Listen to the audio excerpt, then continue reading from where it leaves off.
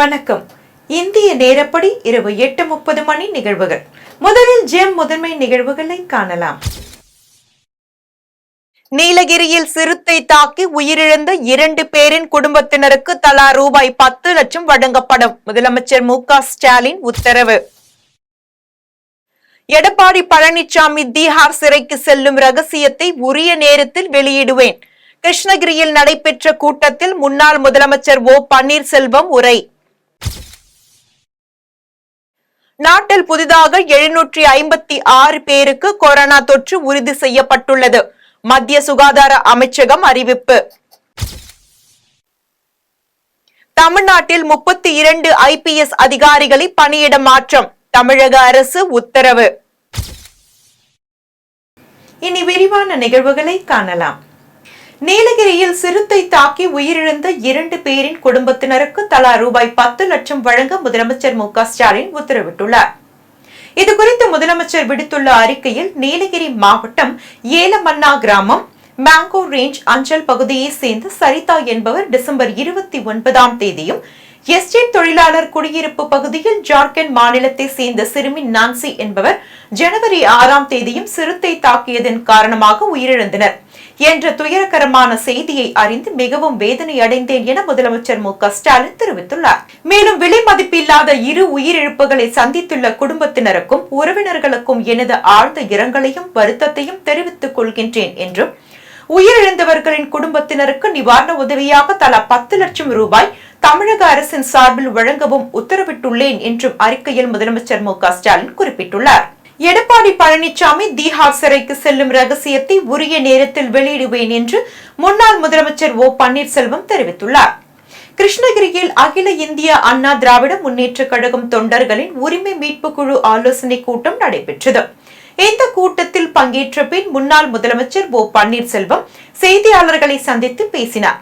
அப்போது அதிமுக ஒற்றுமையுடன் இருந்தால்தான் மக்களவை தேர்தலில் வெற்றி பெற முடியும் எனவும், திமுக ஆட்சியில் எதை கூறினாலும் செவிடன் காதில் ஊதிய சங்கு போல உள்ளது எனவும், எடப்பாடி பழனிசாமி திஹார் சிறைக்கு செல்லும் ரகசியத்தை உரிய நேரத்தில் உரிய இடத்தில் தெரிவிப்பேன் என்றும், KP முனுசாமியின் கருத்துக்களுக்கு எதிர்கருத்து தெரிவிக்க வேண்டிய அவசியம் இல்லை என்றும் முன்னாள் முதலமைச்சர் ஓ பன்னீர்செல்வம் தெரிவித்தார்.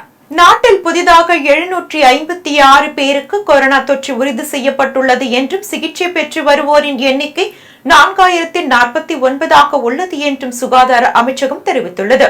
கடந்த 24 மணி நேரத்தில் கேரளம் மற்றும் மகாராஷ்டிரத்தில் தலா 2 ஜம்மு காஷ்மீரில் 1 என 5 பேர் கொரோனா தொற்றால் உயிரிழந்துள்ளனர் எனவும், டிசம்பர் 31 அன்று 841 பேருக்கு ஒரே நேரத்தில் கொரோனா தொற்று உறுதி செய்யப்பட்டது எனவும், நாட்டில் புதிதாக 756 பேருக்கு கொரோனா தொற்று உறுதி செய்யப்பட்டுள்ளது என்றும், சிகிச்சை பெற்று வருவோரின் எண்ணிக்கை 4049 உள்ளது என்றும், இதில் பெரும்பான்மையானவர்கள் வீட்டில் தனித்திருந்து சிகிச்சை பெற்று குணமாகி உள்ளனர் என்றும் மத்திய சுகாதார அமைச்சகம் தெரிவித்துள்ளது.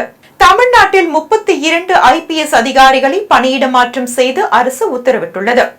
32 IPS அதிகாரிகளை பணியிட மாற்றம் செய்தும், IPS அதிகாரிகள் 16 பேருக்கு பதவி உயர்வு அளித்தும் தமிழ்நாடு அரசு உத்தரவிட்டுள்ளது.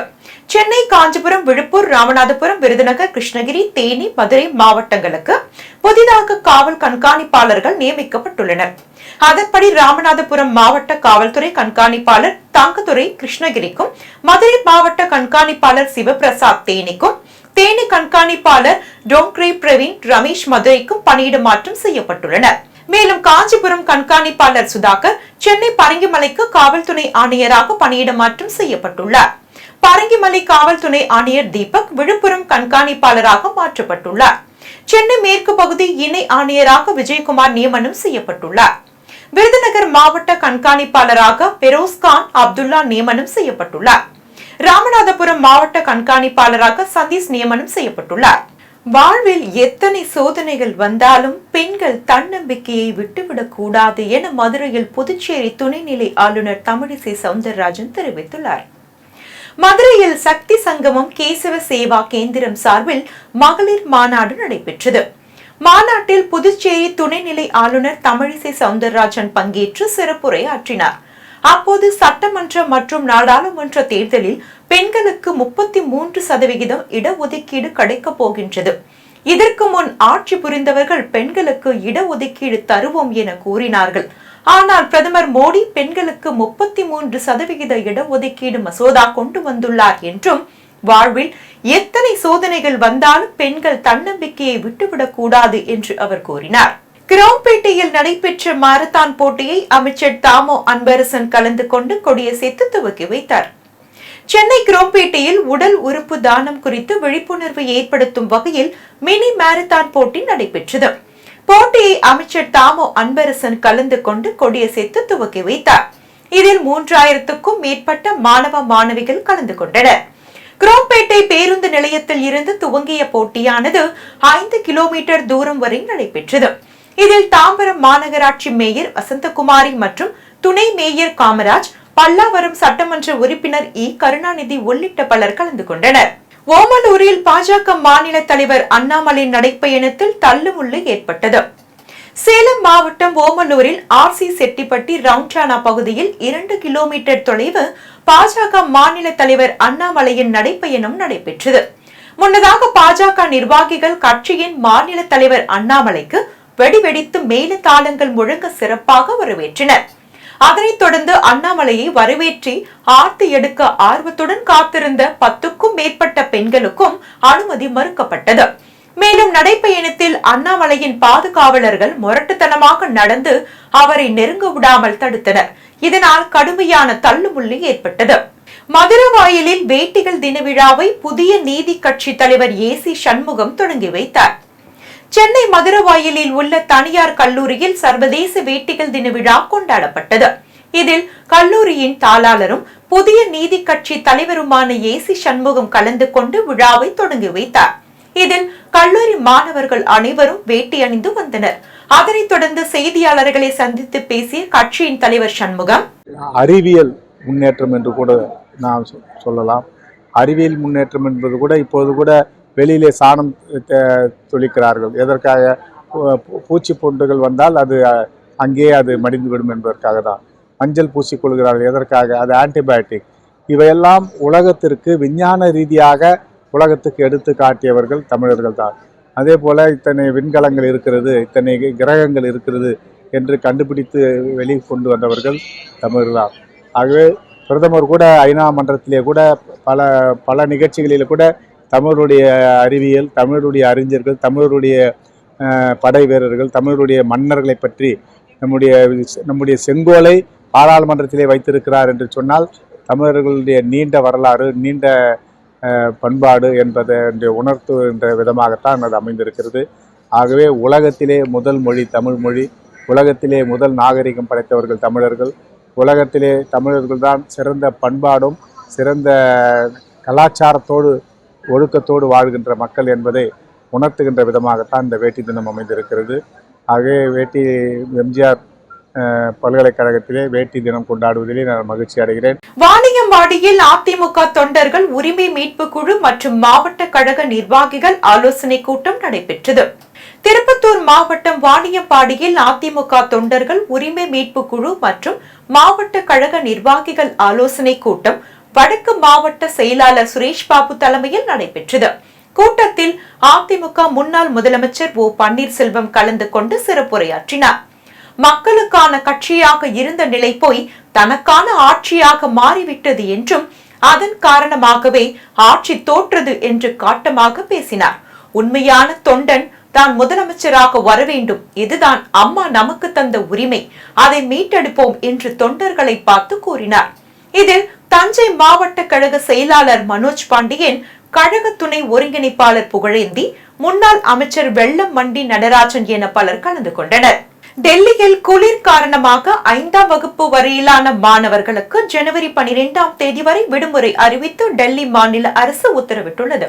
வட இந்தியா மாநிலங்களில் கடந்த சில நாட்களாக கடும் பனிப்பொழிவு நிலவி வருகின்றது. குறிப்பாக தலைநகர் டெல்லியில் அதிக அளவிலான பனிமூட்டம் காணப்படுகின்றது. வாகன ஓட்டிகள் சாலையில் செல்லும் போது எதிரே வரும் வாகனங்கள் தெரியாத அளவிற்கு பனிமூட்டம் உள்ளதால் மிகவும் அவதிப்பட்டு வருகின்றார்கள். இந்நிலையில் இன்று காலை டெல்லியில் கடும் பனிமூட்டம் நிலவியது. இதனால் ரயில் சேவை பாதிக்கப்பட்டது.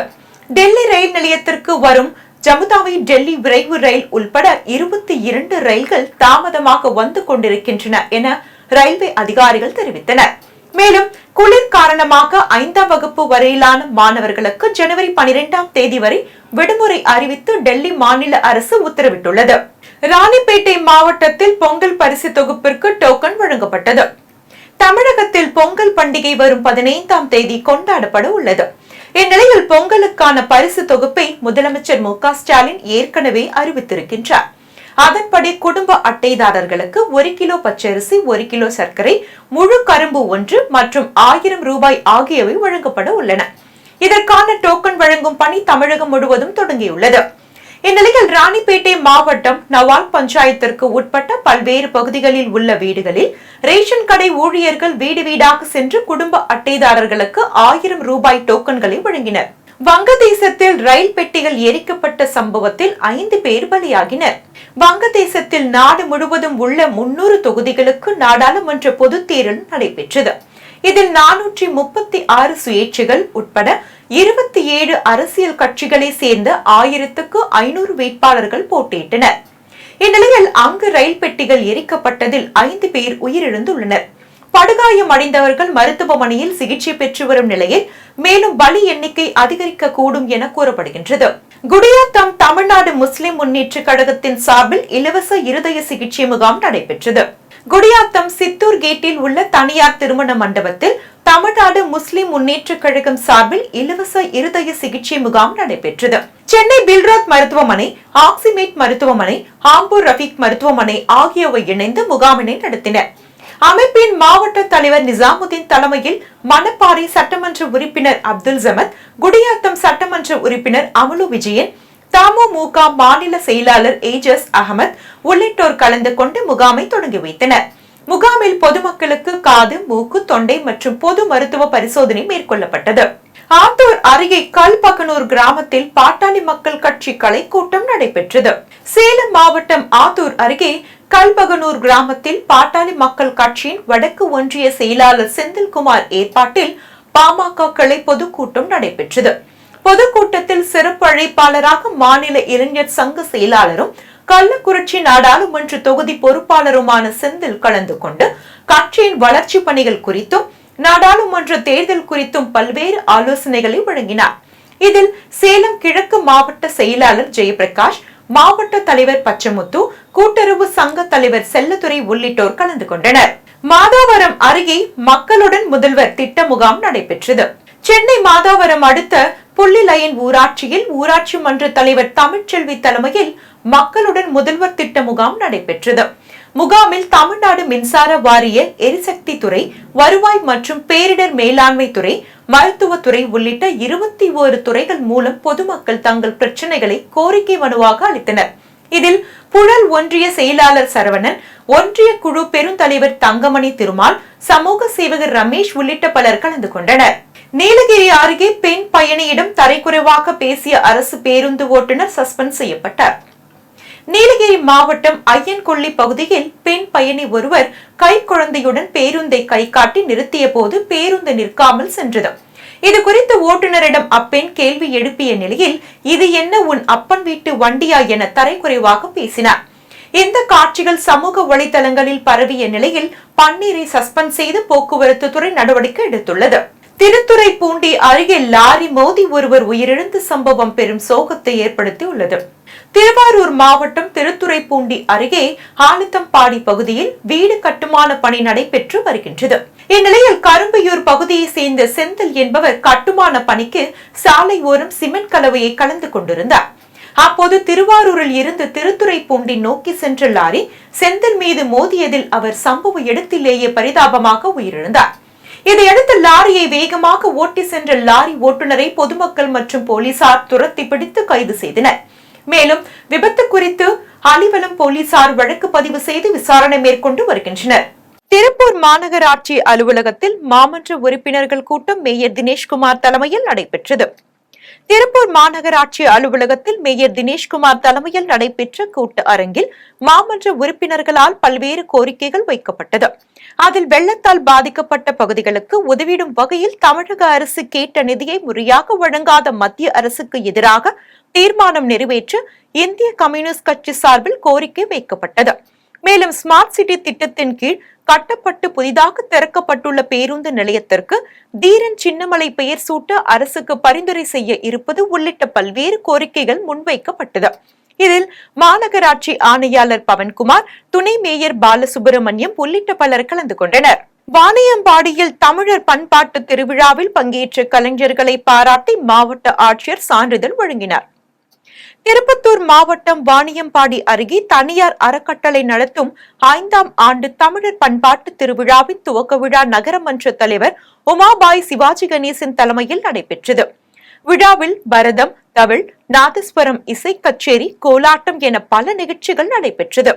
இதில் பங்கு கொண்ட கலைஞர்களை பாராட்டி மாவட்ட ஆட்சியர் சான்றிதழ் மற்றும் பரிசு பொருட்கள் வழங்கினார்.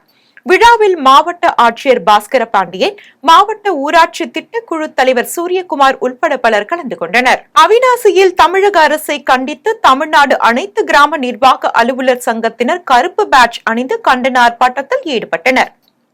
திருப்பூர் மாவட்டம் அவிநாசியில் உள்ள வட்டாட்சியர் அலுவலகம் முன்பு தமிழ்நாடு அனைத்து கிராம நிர்வாக அலுவலர் சங்கம் சார்பில் கருப்பு பேட்ஜ் அணிந்து கண்டன ஆர்ப்பாட்டம் நடைபெற்றது.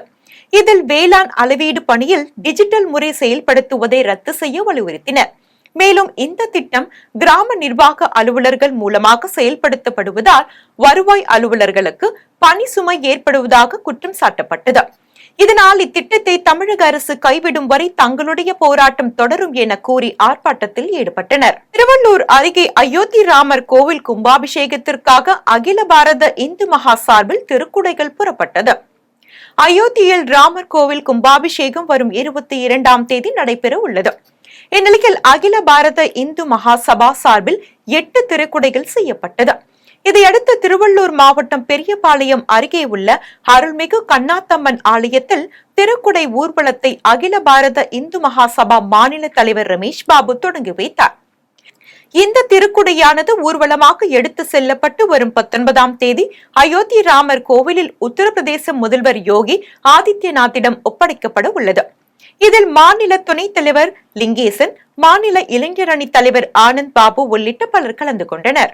திருப்பூரில் 2 அரசு பேருந்துகள் ஒன்றை ஒன்று முந்தி செல்ல முயன்றபோது ஏற்பட்ட விபத்தால் பெரும் பரபரப்பு ஏற்பட்டது. திருப்பூர் மாவட்டம் பல்லடம் அருகே திருப்பூரில் இருந்து உடுமலை நோக்கி புதிய அரசு பேருந்து சென்று கொண்டிருந்தது. அதேபோல் திருப்பூரில் இருந்து கோவை நோக்கி சென்ற மற்றொரு அரசு பேருந்தும் ஒன்றை ஒன்று முந்தி செல்ல முயன்றது. அப்போது எதிர்பாராத விதமாக பேருந்தின் பக்கவாட்டு கண்ணாடி உடைந்து நொறுங்கியது. இதனை அடுத்து பயணிகளின் அலறல் சத்தம் கேட்டு பேருந்து நடுவழியில் நிறுத்தப்பட்டு பயணிகள் இறக்கிவிடப்பட்டனர். இந்நிலையில் பேருந்தின் ஓட்டுநர்கள் மற்றும் நடத்துனர்கள் இடையே கடும் வாக்குவாதம் ஏற்பட்டது. இதனை அடுத்து அங்கு விரைந்து சென்ற பல்லடம் போக்குவரத்து போலீசார் வாக்குவாதத்தில் ஈடுபட்ட ஓட்டுநர்கள் மற்றும் நடத்துனர்களை சமரசப்படுத்தி அங்கு இறக்கிவிடப்பட்டிருந்த பயணிகளை மாற்று பேருந்தில் அனுப்பி வைத்தனர். பனைமரத்தின் பாதுகாப்பு குறித்து அரசிதழில் வெளியிட வேண்டும் என்று பசுமை சூழல் பாதுகாப்பு இயக்கம் கோரிக்கை விடுத்துள்ளது. திருவாரூர் மாவட்டம் திருத்துறைப்பூண்டி வட்டம் குன்னலூர் அடுத்து கீழச்சேத்தி ஊராட்சி மன்ற தலைவரின் கணவர் பூமிநாதன், இவர் மாவட்ட ஆட்சியரின் அனுமதி பெறாமல் பனைமரத்தை வெட்டியுள்ளார். இதுகுறித்து இடையூர் காவல் நிலையத்தில் கிராம நிர்வாக அலுவலர் பார்த்திபன் அளித்த புகாரில் விசாரணை நடைபெற்று வருவதாக கூறப்படுகின்றது. மேலும் திருத்துறைப்பூண்டி வட்டத்தில் பனைமரத்தை செங்கல் சூளைக்காகவும் பொதுமக்களுக்கு இடையூறாக இருப்பதாக கூறி பல்லாயிரக்கணக்கான மரங்கள் ஆண்டுதோறும் அழிக்கப்பட்டு வருவதாக கூறப்படுகின்றது. இந்நிலையில் பனைமரத்தை வெட்டுவதற்கு மாவட்ட ஆட்சியரின் முன் அனுமதி பெற வேண்டும் என்றும் வேளாண் நிதிநிலை அறிக்கையின் போது தமிழ்நாடு சட்டமன்றத்தில் வெளியிட்ட அறிக்கையை அரசிதழில் வெளியிட வேண்டும் என பசுமை சூழல் பாதுகாப்பு இயக்கத்தினர் வேண்டுகோள் விடுத்துள்ளனர். தாராபுரம் அருகே முதலின் நடமாட்டம் அதிகமாக உள்ளதால் வனத்துறையினர் நடவடிக்கை எடுக்க வேண்டும் என பொதுமக்கள் கோரிக்கை விடுத்துள்ளனர். திருப்பூர் மாவட்டம் தாராபுரம் அருகே உள்ள சீத்தாக்காடு ஆற்றில் அமராவதி அணையில் இருந்து தப்பி வந்த 4 முதலைகள் இப்பகுதியில் நடமாடி வருகின்றன. கடந்த 7 வருடங்களாக 4 முதலைகள் பிடிபடாமல் இருந்த நிலையில் தடுப்பணை நடுவே உள்ள பாறை மீது 8 அடி நீள முதலை இருந்துள்ளது. இதனை கண்ட அப்பகுதி மக்கள் உடனடியாக வனத்துறையினர் முதலையை பிடித்துச் செல்ல நடவடிக்கை எடுக்க வேண்டும் என கோரிக்கை விடுத்துள்ளனர். சேலம் அருகே அடையாளம் தெரியாத வாலிபரை ஆணுறுப்பு அறுத்து கொலை செய்யப்பட்ட சம்பவம் பெரும் அதிர்ச்சியை ஏற்படுத்தியுள்ளது. சேலம் மாவட்டம் பூனைக்கரடு பகுதியில் ஐயம் பெருமாள் என்பவரது வீட்டிற்கு திருச்சி மாவட்டம் துறையூர் பகுதியை சேர்ந்த பாலன் மற்றும் வரலட்சுமி ஆகியோர் கணவன் மனைவி என கூறி வாடகைக்கு இருந்துள்ளனர். இந்த நிலையில் பாலனும் வரலட்சுமியும் வீட்டை விட்டு வெளியே வராததால் சந்தேகமடைந்த அக்கம் பக்கத்தினர் வீட்டிற்கு சென்று பார்த்துள்ளனர். இந்நிலையில் தம்பதியை பார்க்க வந்த 30 வயது வாலிபர் ஒருவர் ஆணுறுப்பு அறுக்கப்பட்ட நிலையில் சடலமாக கிடந்ததை கண்டு அதிர்ச்சி அடைந்தனர். பின்னர் தகவல் அறிந்த சூரமங்கலம் காவல்துறையினர் சடலத்தை மீட்டு பிரேத பரிசோதனைக்காக சேலம் அரசு மருத்துவமனைக்கு அனுப்பி வைத்தனர்.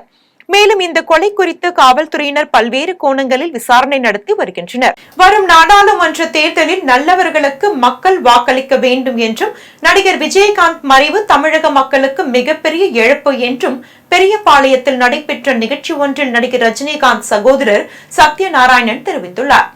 திருவள்ளூர் மாவட்டம் பெரியபாளையம் அடுத்து ராமாபுரம் கண்டிகை கிராமத்தில் நடிகர் ரஜினி ரசிகர் பாலாஜி என்பவர் தன் சொந்த செலவில் ரூபாய் 5 லட்சம் மதிப்பீட்டில் புதிய நியாய விலைக்கடை ஒன்றை கட்டி முடித்துள்ளார். அதன் திறப்பு விழா இன்று நடைபெற்றது. இந்த நிகழ்ச்சிக்கு சிறப்பு அழைப்பாளராக பிரபல நடிகர் ரஜினிகாந்தின் மூத்த சகோதரர் சத்யநாராயணன் கலந்து கொண்டு புதிய நியாய விலை கட்டிடத்தை ரிப்பன் வெட்டி திறந்து வைத்தார். அதன் பின்னர் செய்தியாளர்களை சந்தித்து பேசினார். அப்போது வரும் நாடாளுமன்ற தேர்தலில் ரஜினி ரசிகர் மன்றம் யாருக்கு வாக்களிப்பது என்று எழுப்பிய கேள்விக்கு நடிகர் ரஜினிகாந்த் எந்த கட்சிக்கும் ஆதரவு தெரிவிக்க மாட்டார் என்றும் சத்யநாராயணன் தெரிவித்தார்.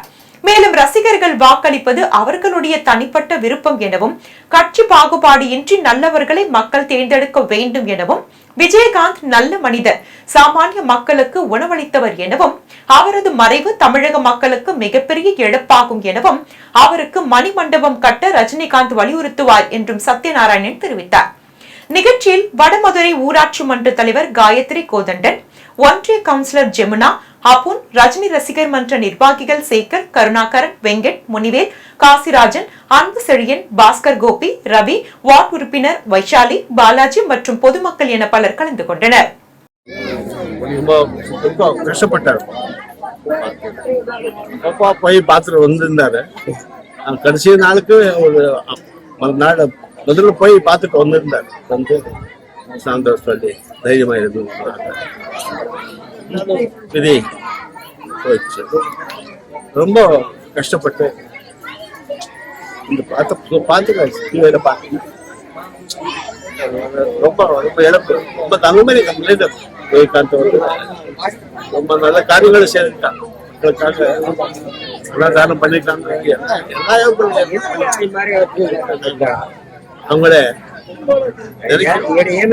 அவங்கள சாந்தி கிடைக்கும். மீண்டும் ஜெம் முதன்மை நிகழ்வுகள்.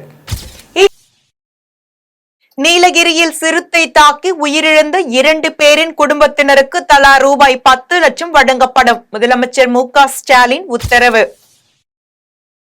எடப்பாடி பழனிசாமி தீஹார் சிறைக்கு செல்லும் ரகசியத்தை உரிய நேரத்தில் வெளியிடுவேன். கிருஷ்ணகிரியில் நடைபெற்ற கூட்டத்தில் முன்னாள் முதலமைச்சர் ஓ பன்னீர்செல்வம் உரை. நாட்டில் புதிதாக 756 பேருக்கு கொரோனா தொற்று உறுதி செய்யப்பட்டுள்ளது. மத்திய சுகாதார அமைச்சகம் அறிவிப்பு. தமிழ்நாட்டில் 32 IPS அதிகாரிகளை பணியிட மாற்றம். தமிழக அரசு உத்தரவு. இத்துடன் ஜெம் நிகழ்வுகள் நிறைவடைகின்றது. மீண்டும் நிகழ்வுகளை காண தொடர்ந்து இணைந்திருங்கள் ஜெம் தொலைக்காட்சியுடன். நன்றி, வணக்கம்.